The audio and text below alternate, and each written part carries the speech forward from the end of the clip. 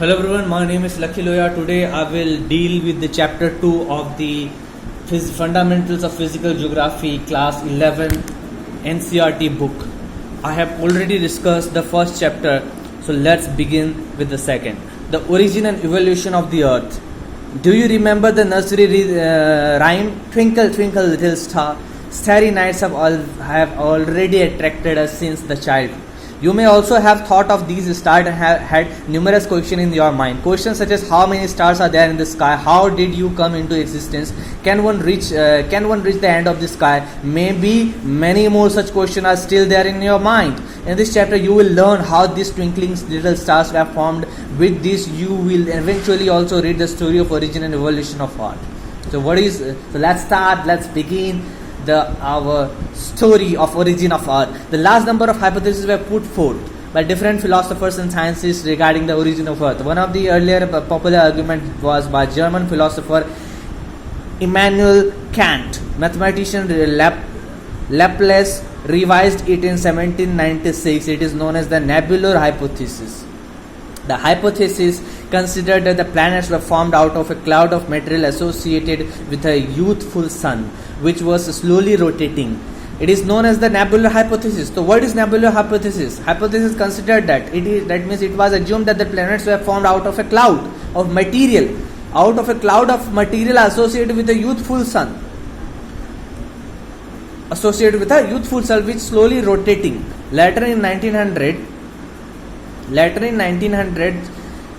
Chamberlain and Mount Moulton considered that a wandering star approached the sun. As a result, a cigar-shaped extension of material was separated from the solar surface. As the passing star moved away, the material separated from the solar surface and continued to revolve around the sun, and it slowly condensed into planets. तो बहुत सारा hypothesis बनाया गया, philosopher ने, scientist ने बनाया अर्थ के origin से. तो एक अर्लियर और बहुत सारा पॉपुलर आर्गुमेंट जो जर्मन फिलोसोफर इमैनुअल कैंट देते हैं, मैथमेटिशियन लैपलेस रिवाइज किया उसको 1796 में, उसको बोलते हैं नेबुलर हाइपोथेसिस. हाइपोथेसिस से माना जाता है कि प्लैनेट जो है बने थे क्लाउड से, बने थे material, out of a cloud of material associated with a youthful sun. यानी सन के से एसोसिएटेड जो मटेरियल है उसके क्लाउड से बना था बहुत सारे प्लैनेट्स जो स्लोली घूमते रहता था. लेटर 1900 में चैम्बरलेन और मोल्टन ने कंसिडर किया कि वेंडरिंग स्टार जो है अप्रोच करा था सन को. उसकी वजह से एक सिगार शेप्ड एक्सटेंशन मटेरियल का वो अलग हो गया सोलर सरफेस से. As the passing star moved away, जैसे कि पासिंग स्टार जैसे दूर जाता गया, the material separated from the solar system continue to revolve around the sun. जो मटेरियल अलग हुआ था सोलर सरफेस से वो धीरे धीरे सन के आसपास आगे पीछे घूमते लगा. And slowly condensed into planets, धीरे धीरे वो जमकर प्लैनेट्स बन गया. Sir James Jeans and later sir Harold Jeffrey supported this argument.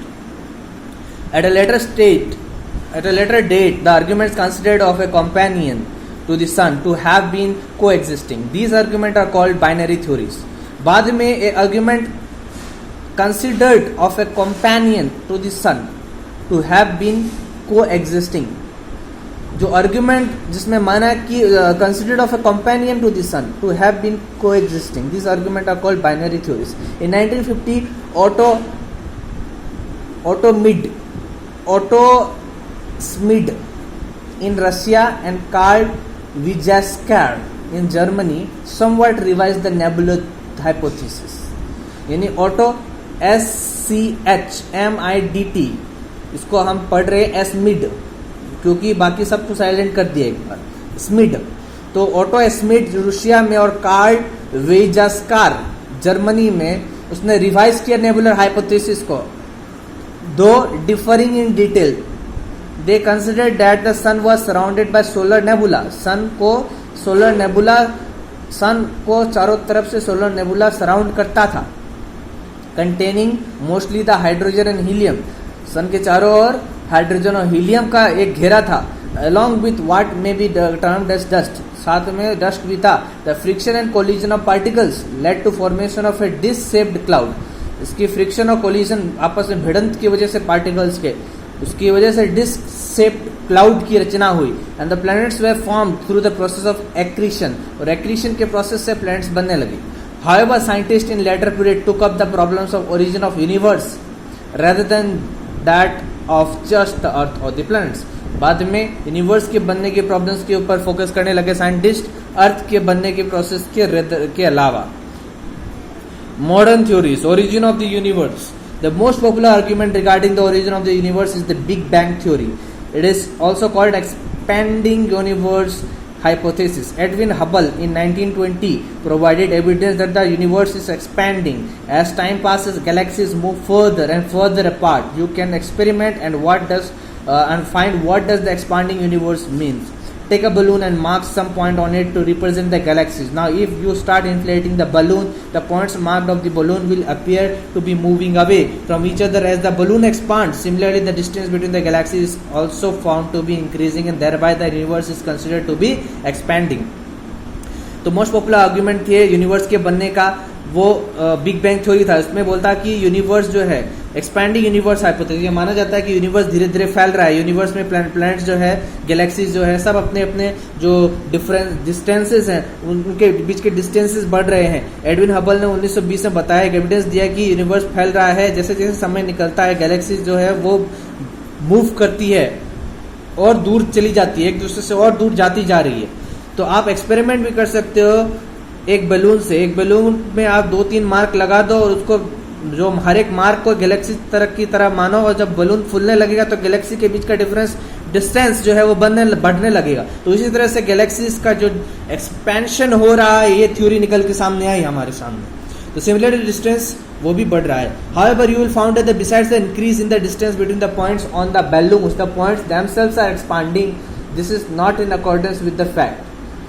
लेकिन अगर आप बैलून वाले एग्जाम्पल को ठीक से देखोगे तो आप पॉइंट एक बनाया था, उसका पॉइंट का जो डायमीटर या साइज जो होगा वो बलून फूलने के बाद उस पर्टिकुलर पॉइंट का भी साइज बढ़ने लगे. यानी पर्टिकुलर उस एक्सपेरिमेंट से यह पता चलता है कि न सिर्फ डिस्टेंस जो है गैलेक्सीज के बीच में बढ़ेगी, बल्कि वो गैलेक्सीज का भी जो साइज है वो भी बढ़ेगा.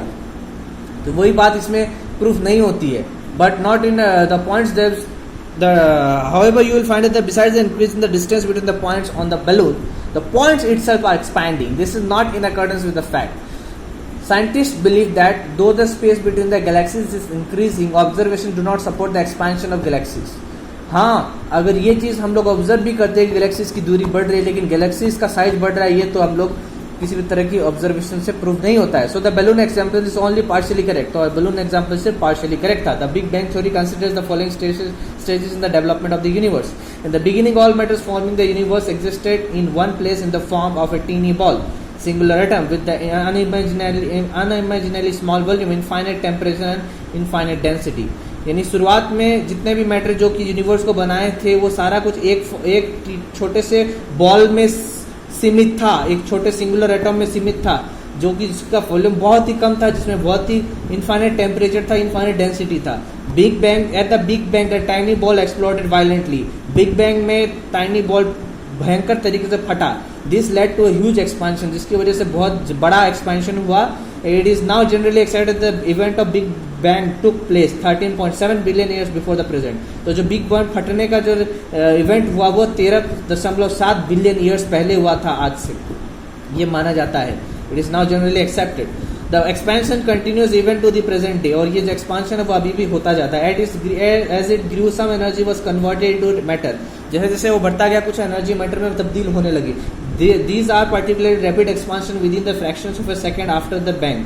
तो ये पर्टिकुलरली जल्दी जल्दी एक्सपेंशन होने लगे फ्रैक्शन ऑफ अ सेकंड, यानी सेकंड एक सेकंड के बहुत छोटे से हिस्से में भी ये एक्सपेंशन जो है वो ऑब्जर्व करी जाने लगी. thereafter the expansion has slowly down. उसके बाद धीरे धीरे एक्सपेंशन की जो रेट है वो धीरे धीरे कम होने लगी. Within first 3 minutes from the Big Bang event, the first atom began to form.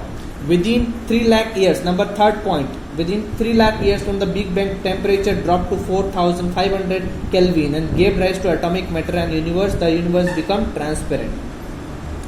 तो 3 lakh years, within 3 lakh years from the big bang के 3 लाख साल के भीतर टेम्परेचर गिर गया 4500 केल्विन से, और उसकी वजह से एक एटॉमिक मैटर का उदय हुआ. यूनिवर्स जो है ट्रांसपेरेंट बन गया. The expansion of universe means increase in space between the galaxies. An alternative to this was Hoyle's concept of steady nature. तो इसके अल्टरनेटिव क्या था हॉयलीज कॉन्सेप्ट स्टेडी नेचर का? It considered the universe to be रफली the same at any point of time. However, with greater evidence becoming available about the expanding universe, scientific community at present favors agreement of expanding universe. तो अभी क्योंकि ये observation पता चल रही है कि गैलेक्सीज के बीच में डिफरेंस बन रहा है, तो इस वजह से एक्सपैंडिंग यूनिवर्स के एग्रीमेंट को फेवर कर रहे हैं बहुत सारे साइंटिस्ट। द स्टार फॉर्मेशन, तो यूनिवर्स की फॉर्मेशन की बात करिए, हमने अर्थ की फॉर्मेशन की बात करी, अब स्टार फॉर्मेशन की बात करते हैं। The distribution of matter and energy was not even in the early universe. Matter और एनर्जी का डिस्ट्रीब्यूशन जो है वो एक जैसा नहीं था पहले के यूनिवर्स में। The initial density differences gave rise to differences in gravitational forces. It cause the matter to get drawn together. जो शुरुआत की जो घनत्व का डिफरेंसेस था, घनत्व में जो अंतर था, उसकी वजह से ग्रेविटेशनल फोर्स में अंतर पैदा हुआ और उसकी वजह से मैटर जो है वो एक दूसरे गेट ड्रॉन टुगेदर, उसकी वजह से मैटर एक दूसरे से to get drawn together, drawn होने लगे। This form the basis of our development of galaxies, जिसकी वजह से गैलेक्सी के डेवलपमेंट का बेसिस बनने लगा। Galaxy contains a large number of stars, galaxy में बहुत सारा स्टार होता है। Galaxy spread over vast distance that are measured in thousands of light years. तो गैलेक्सी बहुत बड़े डिस्टेंस तक फैला होता है जिसको कि हजारों लाइट ईयर्स से नापा जाता है। The diameter of a individual galaxy range from 80,000 to 1,50,000 light years. The diameter यानी एक गोल अगर गैलेक्सी है तो उसकी जो डायमीटर की बात करी जाए तो वो डायमीटर 80,000 से 1.5 लाख लाइट ईयर्स तक का होता है। Galaxy starts to form by accumulation of hydrogen gas in form of a very large cloud called nebula. Galaxy बनने लगता है हाइड्रोजन गैस की जमा होने पर, एक बहुत बड़े क्लाउड के रूप में अगर हाइड्रोजन गैस जमा होने लगता है जिसे ये नेबुला कहते हैं, तब फिर गैलेक्सी बनना स्टार्ट होता है। Eventually growing nebula develops localized clumps of gas. Eventually growing nebula develops localized clumps of gas. These clumps continue to grow into even denser gaseous bodies, giving rise to formation of stars. The formation of stars is believed to have taken place some 5 to 6 billion years ago. जो जैसे जैसे growing nebula बढ़ता हुआ nebula develop करता है localised clumps, gas के localised clumps को develop करता है। ये क्लम्प्स ग्रो होने लगते हैं और ज़्यादा घने होने लगते हैं गैसेस बॉडीज में, और इसकी वजह से स्टार्स का फॉर्मेशन होता है। स्टार्स का फॉर्मेशन को माना जाता है कि वो हुआ था 5 से 6 billion years ago. Light year is the measure of distance and not of time, यानी टाइम का मेजर नहीं है, डिस्टेंस का मेजर है लाइट ईयर। लाइट ट्रेवल करता है स्पीड 3 लाख किलोमीटर प्रति सेकेंड पर। कंसिडर करते हुए इसको डिस्टेंस जो है लाइट का वो ट्रेवल करेगा 1 light year. Considering this, the distance the light will travel in 1 year is to be taken 1 light year. यानी अगर 1 सेकेंड में 3 लाख किलोमीटर दूर का डिस्टेंस दूरी करता है, तो 1 साल का समय में कितना दूरी तय करेगा, तो वो दूरी का मेजरमेंट ही लाइट ईयर है। डिस्टेंस कितना दूरी ट्रेवल करेगा 1 साल में, कितना डिस्टेंस जो है 1 साल में ट्रेवल करेगा। The distance the light will travel in 1 year is taken to be 1 light year. तो जितना दूरी तय करेगा 1 साल का समय में, उसको बोलेंगे 1 लाइट ईयर। तो डिस्टेंस का मेजरमेंट है, टाइम का मेजरमेंट नहीं है। This equal to 9.461.10 to the power 12 kilometre. तो इतना किलोमीटर 1 साल में ट्रेवल करेगा, तो ये 1 लाइट ईयर का डिस्टेंस हो गया। This the mean distance between the sun and the earth is 149,598,000 kilometre. 14 crore 91 सैकड़ा 1000 10 लाख 10 लाख करोड़ 10 करोड़ 91 सैकड़ा 1000 10 लाख 10 लाख करोड़ 10 करोड़ 14 करोड़ 95,98,000 किलोमीटर दूरी है। 14 करोड़ 95,98,000 किलोमीटर की दूरी है सन और अर्थ के बीच में। The term of light year it is 8.31 minute. Formation of planets की फॉर्मेशन की बात करें, फिर सोलर सिस्टम, मून कैसे बना, अर्थ का इवोल्यूशन, लिथोस्फीयर का इवोल्यूशन, एटमॉस्फेयर हाइड्रोस्फीयर का इवोल्यूशन, प्लैनेट्स का formation. The following are the considered to be the stages in the development of planets. The stars are localized lumps of gas within a nebula. Star क्या होते थे? Star localized gas के localized lump ही stars होते थे। एक nebula के अंदर अगर गैस का लोकलाइज्ड लंप है तो वही stars. The gravitational force within the lump lead to the formation of a core to the gas cloud and a huge rotating disk of gas and dust develops around the gas core. जो gravitational force होता है lump के भीतर, उसकी वजह से core का formation होता है. Core formation of a core to the gas cloud का कोर का फॉर्मेशन होता है ग्रेविटेशनल फोर्स की वजह से. लंप के अंदर में जो ग्रेविटेशनल फोर्स है ना, उसकी वजह से गैस क्लाउड का एक कोर का रचना होता है और ह्यूज रोटेटिंग डिस्क गैस का उसका भी रचना होता है. और उसके बाद में डस्ट डेवलप हो जाता है गैस कोर के चारों तरफ.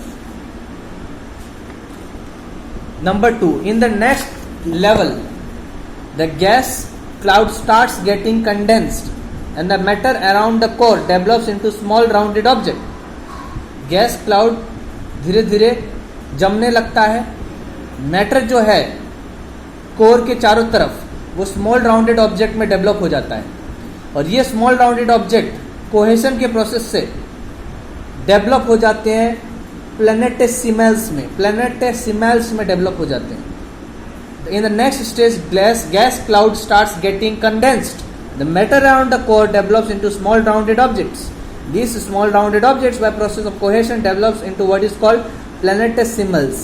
Large bodies start forming by collision. Large body जो है वो collisions के जरिए से बनने लगता है. And gravitational attraction causes the material to stick together. और gravitational attraction की वजह से वो सारे material एक साथ में जुड़े रहते हैं. Planetesimals are a large number of smaller bodies. Planetesimals बहुत छोटे छोटे bodies, बहुत सारे छोटे छोटे bodies को ही planetesimals कहते हैं. तीसरा नंबर फाइनल स्टेज में these large number of small planetesimals accrete to form a fewer large bodies in the form of planets. Our solar system consists of 8 planets. The nebula from which our solar system is supposed to have been formed started its collapse and core formation sometime 5.6 billion ago. 5.6 billion years ago, and the planets were formed around 4.6 billion years ago. हमारा solar system 8 planet से बनता है. Nebula जिससे कि हमारा solar system हम लोग मानते हैं कि बना होगा, वो अपना कोलैप्स स्टार्ट किया था और कोर फॉर्मेशन स्टार्ट किया था 5 बिलियन ईयर्स अगो से या 5.6 बिलियन ईयर्स पहले. और प्लैनेट बना था 4.6 बिलियन ईयर्स पहले. तो पहले ये बन गया ना, नेबुला बना ना, उसके बाद आपका प्लैनेट्स बना. तो हमारा सोलर सिस्टम जो है अर्थ से बनता है, 8 प्लैनेट से बनता है और 63 मून्स, बहुत सारे छोटे छोटे बॉडीज जैसे एस्टेरॉयड होते, कॉमेट होते, ह्यूज क्वांटिटी में डस्ट, ग्रेन्स और गैसेस है. तो ये सब से बनता है solar system. Out of the 8 planets, Mercury, Venus, Earth and Mars are called the inner planets as they lie between the sun and the belt of asteroids. Other 4 planets are called the outer planets. Alternatively, first 4 are called terrestrial, meaning Earth-like, as they are made up of rock and metals. They are relatively high densities.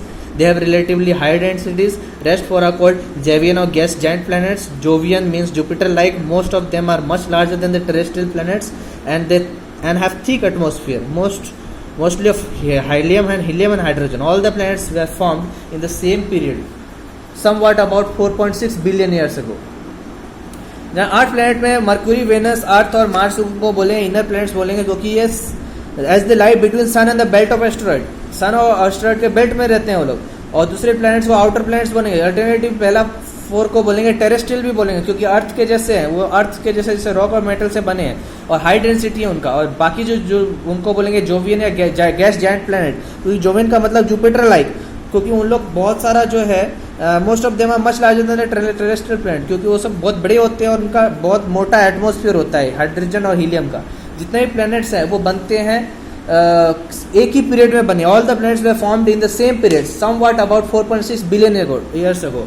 जितने भी planets हैं वो एक ही समय पर बने थे 4.6 billion years ago, ये माना जाता है. Till recently August 2006 Pluto was also considered as a planet. यानी 2006 तक तो प्लूटो को माना जाता था, 2006 के बाद नहीं माना जाता. However in a meeting of international astronomical union, international astronomical union का मीटिंग हुआ था, AIAU, डिसीजन लिया था कि प्लूटो जैसे कि दूसरे सेलेस्टियल ऑब्जेक्ट की तरह डिस्कवर्ड किया गया रिसेंट पास्ट में, उसको ड्वार्फ प्लैनेट कहा गया। कुछ डाटा रिगार्डिंग हमारा सोलर सिस्टम का वो उसमें बॉक्स में दिया गया है। Until recently, Pluto was also considered a planet. However, in meeting in the International Astronomical Union, a decision was taken that Pluto, like other celestial object discovered in recent past, may be called dwarf planet. Some data regarding our solar system. the basis. मतलब वो सब dwarf planet हो जाएगा। आप जो भी छोटे बड़े प्लैनेट्स बनेंगे वो प्लैनेट्स का दर्जा नहीं दिया जाएगा, उनको ड्वार्फ प्लैनेट बोला जाएगा। Difference between terrestrial Jovian planets can be attributed to the following condition. Number one, terrestrial planets were formed in the close vicinity of the parent star, where it was too warm for gases to condense to solid particles. Jovian planets were formed at a quite distant location. तो दूरी पर बनते हैं Jovian planets, और terrestrial planet बहुत समीप पे बनते हैं, स्टार के बहुत सामने पे बनते हैं, पेरेंट स्टार से बहुत सामने रहते हैं, तो वो बनते हैं बहुत सामने बनते हैं, इसलिए बहुत गर्म रहते हैं। जोवियन प्लैनेट्स बहुत दूर बनते हैं। Solar wind was most intense nearer the sun, so it blew off lots of gases and dust from the terrestrial planets. Solar winds were not all that intense to cause similar removal of gases from the Jovian planets. यानी sun के सामने जो solar wind होते हैं वो बहुत ज़्यादा powerful होते हैं, तो इसलिए जो भी टेरेस्ट्रियल प्लैनेट्स हैं उससे सारा गैस वैस सबको उड़ा देते हैं वो सोलर विंड। लेकिन जोवियन प्लैनेट्स में सोलर विंड्स इतने इंटेंस नहीं होते, पहुंच ही नहीं पाते, इसलिए गैसेस वैसेस को उड़ा नहीं पाते हैं, तो इसलिए जोवियन प्लैनेट्स में बहुत सारे गैसेस रहते हैं। Number 3, the terrestrial planets are smaller and their lower gravity and their lower gravity could not hold the escaping gases. Terrestrial planets छोटे होते हैं और उनकी जो लोअर ग्रेविटी होते हैं वो होल्ड नहीं कर पाते गैसेस को, एस्केप करने वाले गैसेस को होल्ड नहीं कर पाते। The moon is the only natural satellite of the earth. Like the origin of the earth, there have been attempts to explain how the moon was formed. In 1838, Sir George Darwin suggested that initially the Earth and the Moon formed a single rapidly rotating body.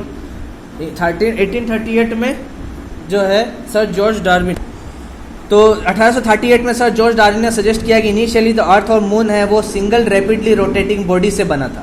Single rapidly rotating body से बना था। The whole mass become a dumbbell shaped body and eventually it broke. जो पूरा मास है वो एक डम bell shaped body बन गया था और इवेंचुअली वो टूट गया। पूरा जितना मास है ना, जितना भी मास है, पूरा मास वो डम बेल शेप्ड बॉडी बन गया था और बाद में वो टूट गया। It was also suggested that the material forming the moon was separated from what was at present the depression occupied by Pacific ocean.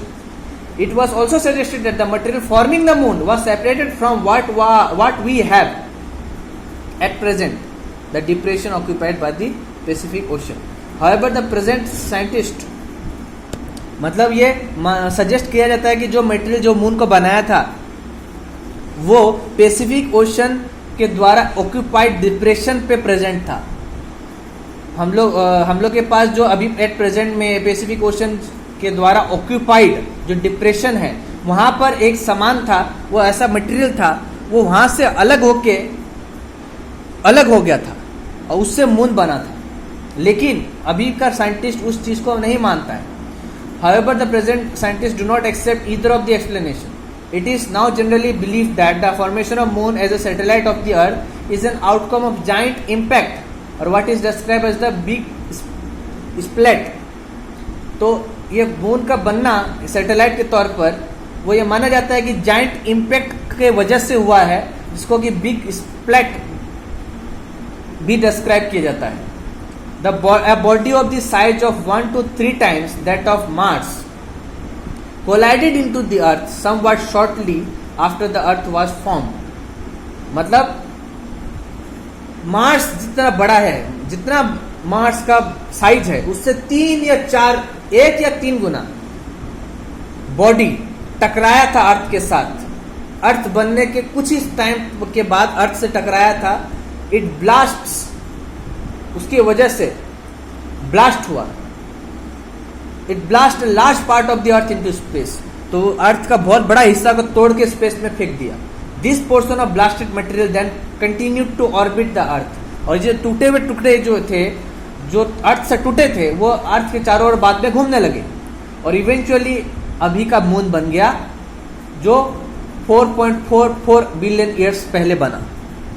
Evolution of the earth. Do you know the planet earth initially was a barren, rocky, hot object with a thin atmosphere of hydrogen and helium. This is far from the present day picture of Earth. Hence, there must have been some events, processes which may have caused this change from rocky, barren and hot Earth to a beautiful planet with ample amount of water and conducive atmosphere favoring the existence of life. In the following section, you will find out how the period between the 4,600 million years and the present led to evolution of life on the surface of the planet. The Earth has a layered structure. From the outermost end of the atmosphere to the center of the earth, the material that exists is not uniform. The atmospheric matter has the least density. From the surface to deeper depths, the earth's interior has different zones, and each of these contain materials with different characteristics. तो मतलब क्या बताया कि आपको पता है कि जो अर्थ इनिशियली था वो बैरन था, रॉकी था, हॉट ऑब्जेक्ट था, थीन पतला एटमॉस्फेयर था हाइड्रोजन और हीलियम का. तो ये अभी जैसा है वैसा कैसे बना? तो अभी जैसे प्लेनेट पे पानी है, बहुत अच्छा इन्वायरमेंट है लाइफ के लिए, सस्टेनेंस के लिए, तो किस तरह से जो है 4,600 मिलियन ईयर्स और अभी तक किस तरह से इवोल्यूशन हुआ अर्थ प्लेनेट का. अर्थ के पास लेयर्ड स्ट्रक्चर है, आउटर मोस्ट एंड से लेके सेंटर तक मटेरियल जो भी है यूनिफॉर्म एक जैसा नहीं है. एटमॉस्फेरिक मैटर जो है उसमें उसके पास कम घनत्व है. सरफेस से लेके डीपर डेप्थ्स तक अर्थ का इंटीरियर का अलग अलग जोन्स है और हर एक जोन्स में मटेरियल्स है, अलग अलग विशेषताओं वाला मटेरियल है. तो किस तरह से वो बना? इवोल्यूशन पहले पता चलना पड़ेगा लिथोस्फीयर का. The earth was mostly in a volatile state during its primordial stage. Due to gradual increase in density the temperature inside has increased. Density बढ़ने की वजह से टेम्परेचर बढ़ गया. As a result, the material inside started getting separated depending on their density. तो धीरे धीरे material जो है अंदर में मटेरियल जो था वो अलग होने लगा उसके डेंसिटी के हिसाब से. This allowed heavier materials like iron to sink towards the center of the earth and the lighter ones to move towards the surface. यानी हेवियर मटेरियल जैसे आयरन है वो सेंटर में घुसने लगा और जो लाइटर वंस है वो सरफेस पे जाने लगा, अर्थ के सरफेस पे. With passage of time it cooled further and solidified and condensed into a smaller size. Time हो जैसे जैसे पास हुआ तो ऐसे ऐसे ठंडा होने लगा, सॉलिड बढ़ने लगा और जमने लगा स्मॉलर साइज में. This led to development of outer surface in the form of a crust. इसकी वजह से आउटर सरफेस का डेवलपमेंट हुआ क्रस्ट के फॉर्म में. During the formation of the moon due to the giant impact the earth was further heated up. It is through the process of differentiation that the earth forming material got separated into different layers.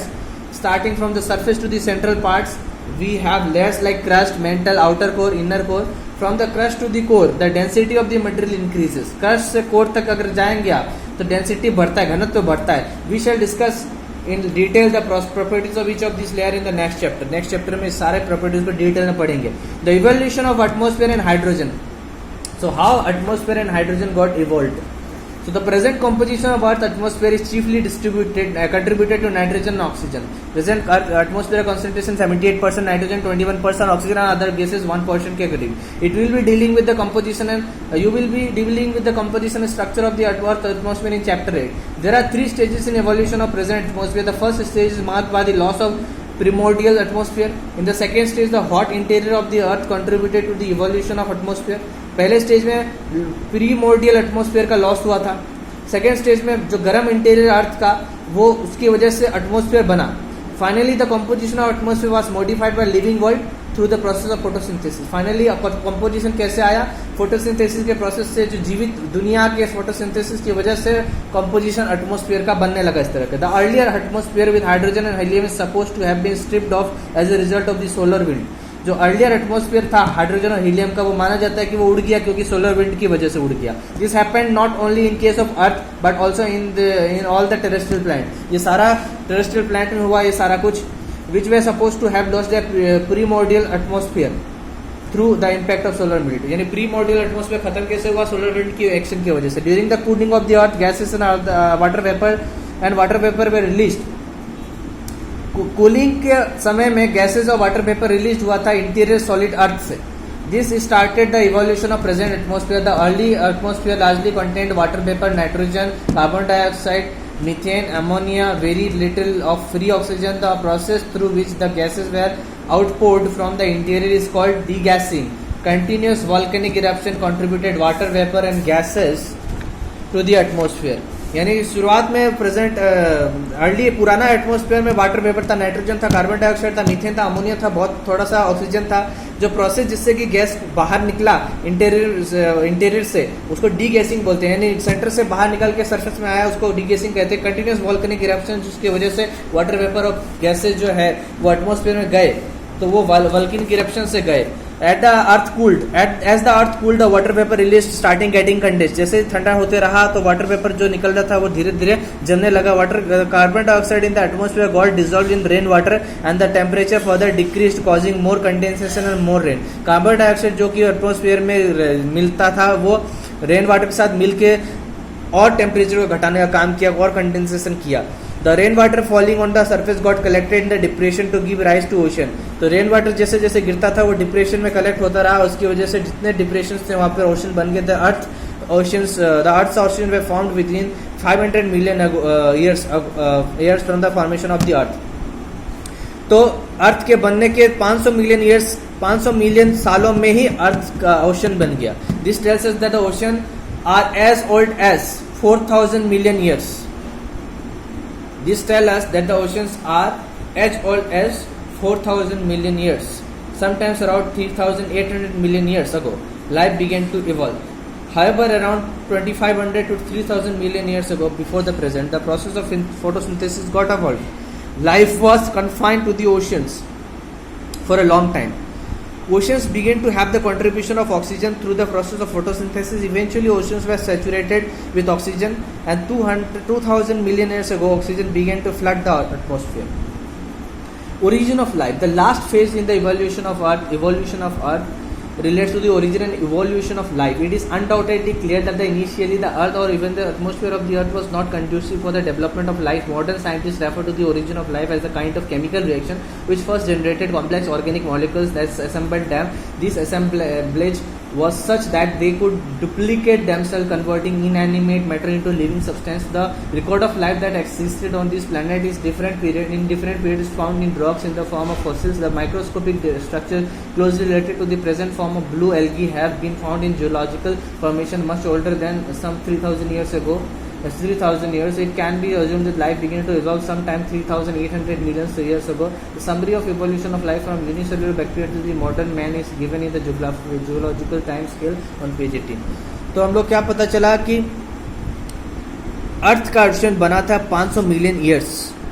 अर्थ के बनने के 500 million years के भीतर ही बन गया. तो इसका मतलब ये बताता है कि ओशंस भी 4000 मिलियन ईयर्स ही पुराने हैं, समटाइम्स 3800 मिलियन ईयर्स पुराने हैं. लाइफ बनना लाइफ स्टार्ट हो गया था. लाइफ का स्टार्टिंग जो डेवलपमेंट हो गया था 3800 मिलियन साल पहले. हाउएवर 2500 से 3000 मिलियन साल पहले जो प्रोसेस ऑफ फोटोसिंथेसिस का इवॉल्व हो गया था. Life was confined to the ocean for a long time. Ocean तक की लाइफ सीमित था बहुत लंबे समय तक. ओशन जो है वो कंट्रीब्यूट करने लगा था ऑक्सीजन को फोटोसिंथेसिस के जरिए से. Eventually ocean were saturated with oxygen and 2000 million years ago oxygen began to flood the atmosphere. 2000 million साल पहले ऑक्सीजन जो है वो एटमॉस्फेयर में आने लगा. लाइफ का ओरिजिन की बात करी जाए तो लास्ट फेज अर्थ का इवोल्यूशन का वो ओरिजिन और इवोल्यूशन से रिलेटेड है. ये अनडाउटेडली क्लियर है कि इनिशियली अर्थ जो है या इवन एटमॉस्फेयर अर्थ का वो कंडीशन नहीं था लाइफ के डेवलपमेंट के लिए. मॉडर्न साइंटिस्ट रेफर करता है इसको, बोलता है कि ओरिजिन लाइफ जो है एक केमिकल रिएक्शन की तरह है जो पहले जनरेट किया उसको कॉम्प्लेक्स मॉलिक्यूल्स में, विच फर्स्ट पहले जनरेट किया कॉम्प्लेक्स ऑर्गेनिक मॉलिक्यूल्स, फिर असेंबल किया उसको. ये असेंबलेज की वजह से ये असेंबलेज ऐसा था कि ये डुप्लीकेट कर सकता था खुद को और उसको इनएनिमेट मैटर को लिविंग सब्सटेंस में बदल सकता था. जो लाइफ का रिकॉर्ड है जो कि एग्जिस्ट करता है इस प्लैनेट में अलग अलग पीरियड्स में, वो रॉक में मिलता है फॉसिल्स के फॉर्म में. जो माइक्रोस्कोपिक स्ट्रक्चर है क्लोजली जो रिलेटेड है present form of blue algae के से रिलेटेड है, वो मिलता था जूलॉजिकल फॉर्मेशन में 3000 साल पहले भी मिलता था। इट कैन बी एज्यूम, ये मान सकते हैं कि लाइफ जो है इवॉल्व हो गया था 3800 मिलियन साल पहले। तो समरी है लाइफ के इवोल्यूशन का यूनिसेलुलर बैक्टीरिया से मॉडर्न मैन तक, वो जूलॉजिकल टाइम में दिया गया है स्केल, जूलॉजिकल टाइम स्केल में दिया गया पेज नंबर 18 में। तो thank you so much, this is Lucky Loya, we have completed chapter number 2. If you like my video please hit the subscribe button, please help me by your comments, beautiful comments. Please share as much as possible if you like it. Thank you so much.